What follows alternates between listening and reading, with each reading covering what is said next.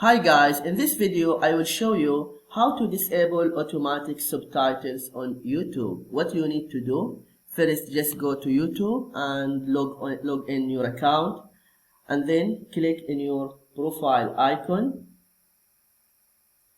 and then go to settings.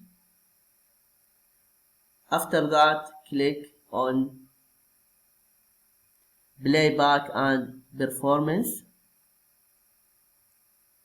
and then uncheck this box, always show captions. Click here. This is what you need to do if you want to disable automatic subtitles on YouTube.